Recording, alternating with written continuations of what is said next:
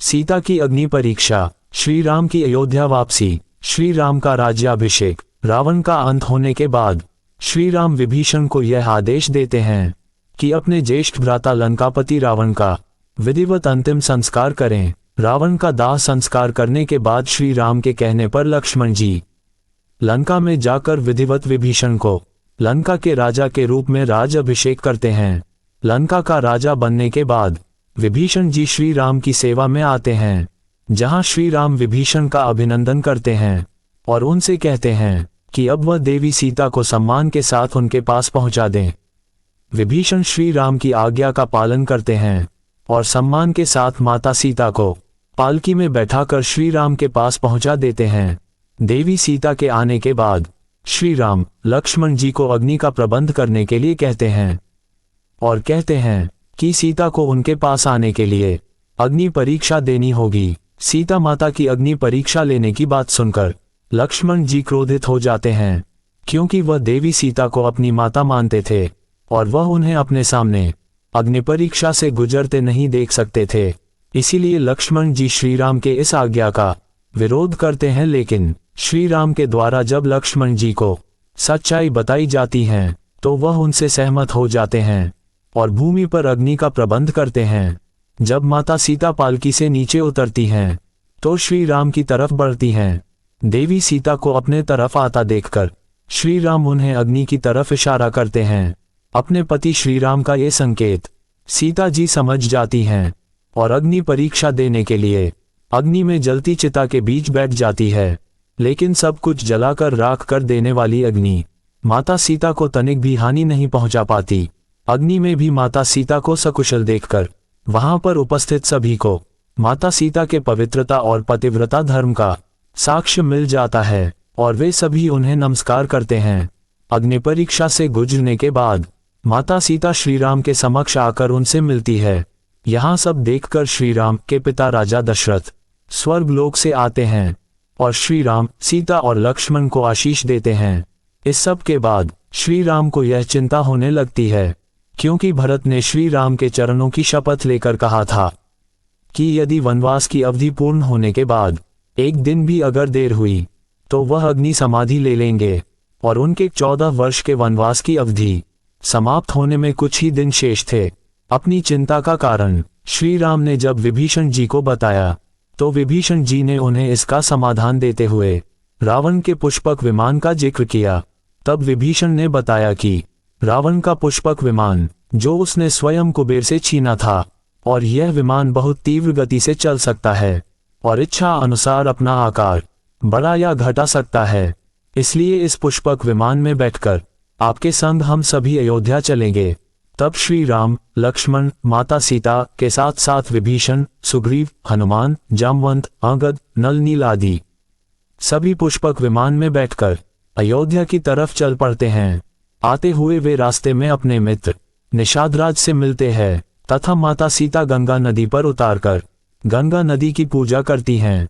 उसी समय श्री राम हनुमान को आदेश देते हैं कि वह तुरंत जाकर भरत को उनके आने की सूचना दें। हनुमान जी अपने तीव्र वेग से उड़ते हुए अयोध्या जा पहुंचते हैं और भारत को श्री राम के आगमन की सूचना देते हैं कि श्री राम जल्द ही अयोध्या में प्रवेश करेंगे। ये सूचना पाकर भरत अति प्रसन्न होता है और पूरे राज्य में ढोल नगाड़े डुगडुगिया बजवाने का आदेश देता है कि उनके प्रभु श्री राम आ रहे हैं।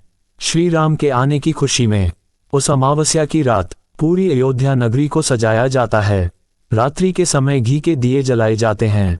उसी दिन से इस दिन को हम दिवाली त्योहार के रूप में मनाते हैं।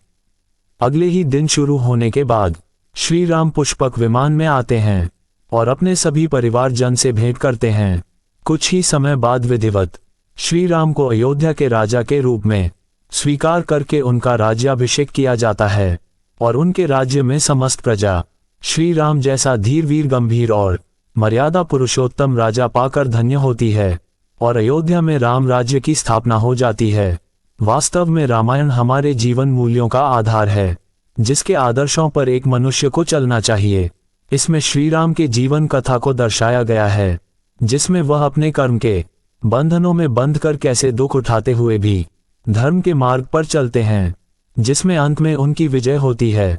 कोई भी मनुष्य, दानव कितना भी अधिक शक्ति प्राप्त कर ले या कितने भी वरदान प्राप्त कर ले, यदि वह बुराई पर चलता है और अधर्म का मार्ग चुनता है, तो भगवान स्वयं आकर उसके अहंकार का अंत करते हैं। यही रामायण में भी विदित है कि तीनों लोकों का अधिपति होते हुए भी रावण का वध एक मनुष्य के द्वारा होता है। रामायण हमें ये शिक्षा देती है कि यदि पिता हो तो दशरथ जैसा, जिसने अपने पुत्र मोह में प्राण त्याग दिए थे, पुत्र हो तो श्री राम जैसा, जिसने अपने पिता के वचनों का मान रखने के लिए हंसते हुए 14 वर्ष का वनवास स्वीकार किया, भाई हो तो लक्ष्मण जैसा, जिन्होंने 14 वर्ष तक अपने बड़े भाई राम की निश्चल सेवा की तथा उनके हर कार्य में और दुखों में उनकी सहायता की, पत्नी हो तो माता सीता जैसी, एक राजा की पुत्री होते हुए तथा एक राजा की पत्नी होते हुए भी साधारण मानव की तरह वनवास के दुख भोगने पड़े। उसके पश्चात भी जिन्होंने अपने पतिव्रत धर्म को सर्वोपरि रखते हुए एक नारी की मर्यादा को सार्थक किया। मित्र हो तो सुग्रीव जैसा, जिसने अपने वानर होते हुए भी मित्र के लिए किष्किंधा से लंका तक और रावण के अंत तक श्री राम का हृदय से साथ दिया।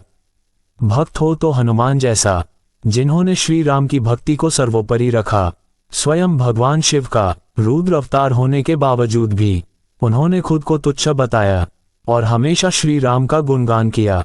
इसमें यह दिखाया गया है कि स्वयं भगवान को भी एक वनवास के रूप में कष्ट भोगने पड़े थे, क्योंकि यह सभी मनुष्य के कर्मों का परिणाम होता है जो उन्हें भोगने ही पड़ते हैं।